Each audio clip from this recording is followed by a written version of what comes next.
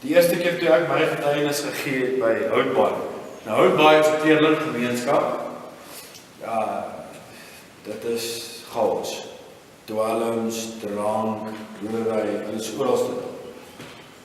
Nou, ek het saam met kleerlinge groot geword. My getuienis by Houtbaai was, die Here het my lekker gemaak. Die studente lag vir my, hulle dink, hierdie man weet nie wat hy sê nie. Maar dit is presies wat hy my hart gedoen het. Daai krankheid, daai boosheid, het hy kom verander, en hy het my vrede gegee, hy het my lekker gemaak, hy het my vrede gegee. Natuurlik het die mense gedink, ek moes hom gered op preek vir my vir 'n jaar, wat ek met die Here moet kom. Maar is nou maar so. Ek is nou nie. Maar soos wat ek die wêreld ingegaan het, my pa was amper nooit by die huis, net permanent gewerk. My ma ook, hulle is altyd in die polisie, so ek het maar my kanse gevat. Op die ouderdom van 6 het ek my ouma se sigaret gesteel, het ek begin rook. 6 jaar. Jonger is jy. Jonger is jy. Maar weet jy wat? Ek het my ouma voor my sien doodgaan. Sy het emfyseem gehad. My oupa, selfe storie. Dit is my ma se kant. Ek het die gevare van rook geweet, maar ek het aangegaan, en ek nie gehoor nie. Aan my pa se kant, was my pa se pa ook verslaaf op die lus. Hy was op die ou einde vermoor, toe gooi hulle hom in die druin. Ek het geweet wat drank doen. Nou my pa se ma is ongelukkig dood aan kanker, maar ek het hulle geken toe ek baie klein was. So, ek het nie eintlik nou weer daai hartseer in my daaroor nie. Maar ek het geweet wat se einde van die rook. Ek het geweet wat se einde van die drank. Maar hy het my gestop. Nee, hoekom nie? Want ek wou. Ek wou dit doen. Daar's iets binne in die mens wat hom laat sondig. Jyself. Dit was een keer by 'n tronk in Polsmoor. Nou, ek het alleen gegaan die dag. Maar het was my lekker geweest. Ek het lekker gevind op Polsmoor toe te gaan. Nie om op hulle neer te kyk nie.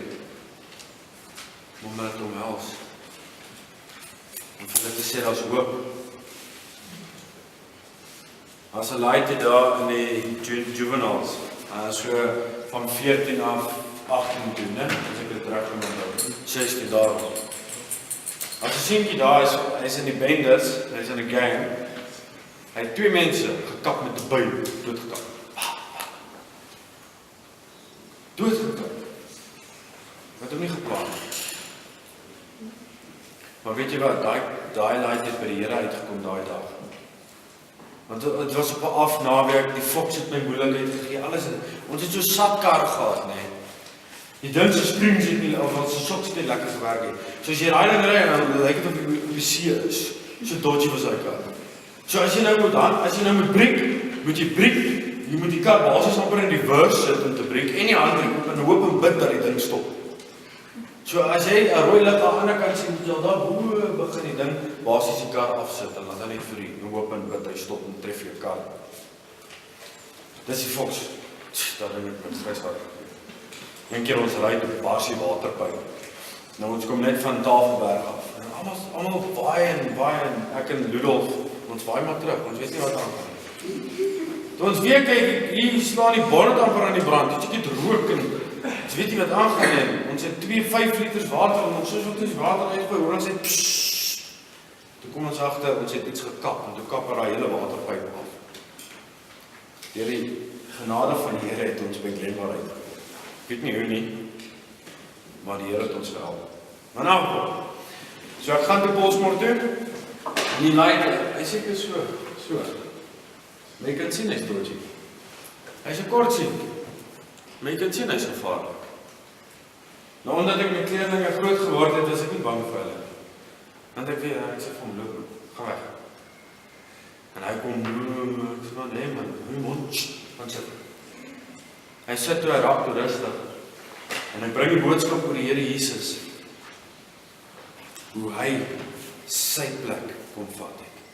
En dan gebruik jy voorbeeld van Barabbas, die moordenaar. Ek sê, God het jou plek kom vat. Halfpad deur toe breek hy man. Dit was net die Here se genade, wat daai man gewreek het. Maar weet jy wat het my getref? Ek kan nou gedog, jy weet, omdat soos wat ek kleerlinge ken, een oomblik is hulle diep geestelik, die volgende oomblik is hulle weer groot sondags. So, ek het nou weer gedink, weet jy, dit is nou maar so, niks gaan hiervan word. Moet nooit ooit dink, die Here doen al wat werk. Want ek weet een ding. So ek sit toe daar, en ek sê toe, en dit was 'n groot sel. Ek was die enigste wat hulle. Dit was 'n groot sel. Seker met maklik 60, 70 van hulle daar. Moord en roof en verkrachting en alles, hulle sluit die ding agter jou toe. Daai klein laaitjie klim hy die weer in. En hy skree die einste woorde. Die Here het my lekker gemaak. Hy het my vrygemaak en hy skree. Hy trompe water sê, "Sjoes man," hy sê, "Sjoes jy. Hy het my vrygemaak." Ek het hom nooit weer daarna gesien nie. Maar dit was vir my ongelooflik gewees. Is jy bereid om so vir die Here te